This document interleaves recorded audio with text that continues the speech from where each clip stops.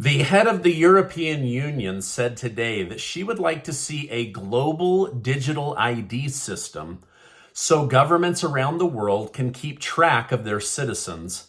More like track, harass, and spy on us, but sure, let's call it keep track of us. She wants countries around the world to pay into a system and agree on a worldwide governing system that would be under the control of the United Nations. Now, is it just me, or does this sound like some Book of Revelations, Mark of the Beast crap, where they track everything you do? You can't buy food if you have a differing opinion than a government leader. No peaceful protesting. No access to your money without permission. Don't get the vaccines they want to force on you. Denied, denied, denied. Now, this is some scary stuff, and yet they pitch it as if it would be a blessing in our lives to be tracked and spied on every second of the day. I mean, just when you think Alex Jones is crazy, the European Union goes and does something like this and makes conspiracy theory conspiracy fact. By the way, thank you guys so much for liking and sharing these videos. It really helps me out, so thank you so much. Trump's legal team made some huge requests in court today. First, former President Donald Trump has requested a court drop, the Georgia court, drop some of the criminal charges against him in a case related to the 2020 Georgia election interference. He made these requests on Monday as his first step in challenging the charges brought against him by the Attorney General of Georgia. Secondly, Trump is also asking that Washington, D.C. Judge Tanya Chutkan step aside from the federal case involving the January 6th situation. Now, the reason that she's doing this is, that he's requesting this, is that Judge Chutkan has gone on the record and said that she would like to see Donald Trump jailed. And she's even written about this in some of the other court cases that she's ruled on regarding January 6th. So she's been very vocal with friends and also in other judgment rulings. And so for this reason, the Trump legal team believes that she will be biased and partial against the former president. Now, going back to the Georgia situation, Kenneth Chesebro and former New York Mayor Rudy Giuliani also filed to get rid of some of the charges. Trump seems to be hinting that he would do the same thing as them, but then request that the remaining charges be shipped off to a federal court since he was technically a federal employee and would be able to get federal protections. Now, former Chief of Staff Mark Meadows, who was one of the 19 indicted with Trump, has already been told that his case could not be moved to a federal court system. His legal team has now essentially asked the courts to stay or freeze his legal situation while his legal team looks for other options to get the case moved to a federal court. Like Donald Trump, Mark Meadows was a federal employee, so he believes that the federal law should apply when it comes to judging him and his actions. Now, Donald Trump isn't the only president in hot water. In my video from earlier today, which you should go watch, President Biden decided to skip the 9/11 memorial and sent VP Harris in his place. I break down all the reasons why so many Americans are disappointed in the sitting president. However, it gets worse. The White House announced today they are giving Iran $6 billion in exchange for 5 Americans. That's $1.2 billion a person. $1.2 billion a person, right? That's a lot compared to a $700 stimulus check to the folks suffering over in Hawaii. Now, the $6 billion is Iranian funds being held at a bank in South Korea. The money would be unfrozen in exchange for the 5 Americans. Ron DeSantis of Florida immediately told the press that he viewed Biden as selling out America. This deal bankrolls nuclear ambition, hostage takers, and extremists who hate America. Donald Trump called Biden an incompetent fool that just showed the world you can kidnap Americans for money. Many in Congress only found out about this $6 billion hostage swap today. And many of them have said, why of all days did you pick 9/11 to tell the world you're willing to give money to terrorists?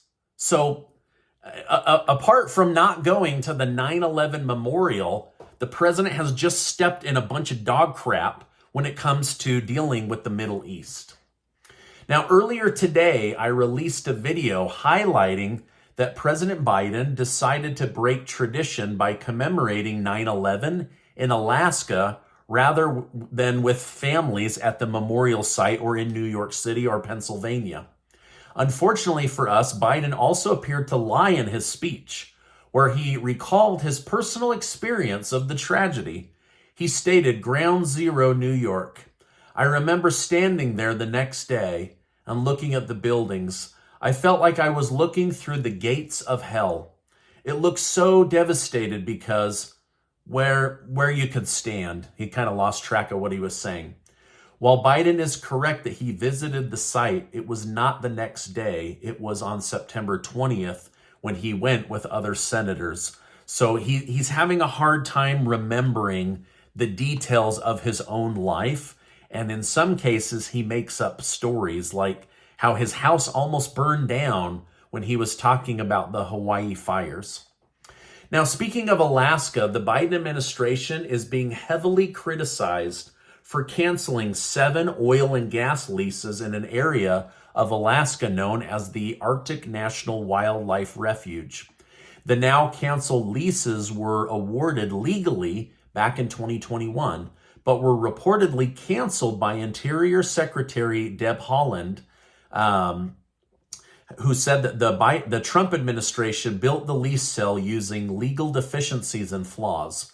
Now, former Trump admin official Larry Kudlow reacted to this news, stating, "Biden is playing into the hands of some of the worst actors in the world. I've never seen anything so damaging. So obviously, consumer and business here at home, it's insanity. It's sheer insanity." So they just revoked the Gulf of Mexico oil and gas lease, and now the Alaska one. Is there going to be any place to drill new oil, or are we just going to be completely dependent on the Middle East, who now is backing out of giving us affordable oil and gas? Now, despite being warned against doing so by the White House, North Korea's Kim Jong-un is en route to meet with Russian President Vladimir Putin after he received an invitation. White House National Security Advisor Jake Sullivan stated, "We will continue to call on North Korea to abide by its public commitments not to supply weapons to Russia that will end up killing Ukrainians." Well, here's a newsflash, Jake Sullivan. They already are. As Americans' collective debt tops over $1 trillion in credit card debt, Senator Josh Hawley of Missouri is calling for a cap on credit card interest rates. He wants to see an 18% cap, whereas right now, credit card companies can gouge you to death on fees and interest charges. Reparations for Black Americans are falling apart in the state of California. Governor Newsom created a task force to see how much money Black families should receive in reparations if they were connected to slavery. He was thinking it would be a couple $100,000 per family. The committee came back and said it was $5 million per person. They also wanted $97,000 a year for the next 250 years to them and their ancestors, and the right to purchase homes for $1. The group then said, actually, that's not enough. Now we want $200 million per person. However, they've probably gone too far, because now a new poll shows 59% of California residents are against reparations because they and or their ancestors never owned slaves. And so why should they pay reparations for something they had nothing to do with. So Governor Newsom is ultimately going to have to answer for getting people's hopes up and then having them now crash down. It doesn't mean that this is a story that's done and over, but right now it's not looking good for those that were hopeful to get reparations. 7 people with HIV were able to make their way to the office of House Speaker Kevin McCarthy.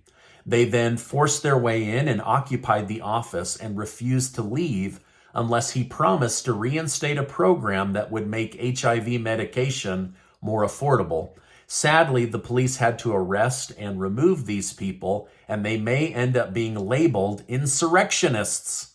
It's crazy. Now, a new report out today shows at least 150 people on the United States terrorist list have been able to escape into the United States. Their whereabouts are unknown. So that's nice. But at least we have a closed border, according to the White House and CNN News. All right, now the governor of New Mexico is in serious hot water. Over the weekend, she banned guns in New Mexico in an attempt to lower the number of crimes committed with firearms. Members of Congress have gone crazy. The news has gone crazy. Americans have gone crazy. Conspiracy theorists have been proven right that the government is coming for your guns. So far, the governor has not reversed her order, even as dozens and dozens of government officials are now calling for her to be impeached for impeding on the rights for American citizens to bear arms under the Second Amendment. Absolutely crazy, the news today, right? All right.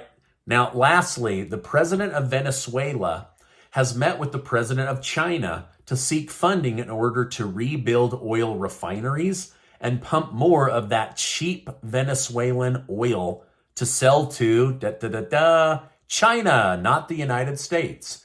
China has acknowledged that they would love to help Venezuela and to be a major part in helping that country rebuild its infrastructure. So it seems China has put another hole in their Belt and Road Initiative. At the same time, Venezuela will be applying to become a BRICS nation partner in order to partner with China in an attempt to topple the United States and the US dollar. All right, one last story. It's kind of sad. The country of Morocco has suffered a terrible earthquake. More than 2,000 people are confirmed dead, and sadly, over 300,000 are injured or displaced because of the amount of damage done. My thoughts and prayers go out to the people of Morocco. I hope that they can find more survivors and work through this horrible, horrible tragedy. Now, before you go, please keep your head up. Let me remind you that you are amazing. Never, never, never link your self-worth to government policy or you'll just be disappointed. Hey, if you like this video and you got information that was helpful to you in your life, please share it with family and friends. Give this video a like. I'm trying to break out of the algorithm and I would really appreciate it. Also, check out this important video and this important video. There's a lot of places to get your news, so I appreciate you stopping by today, and I will see you on the next video.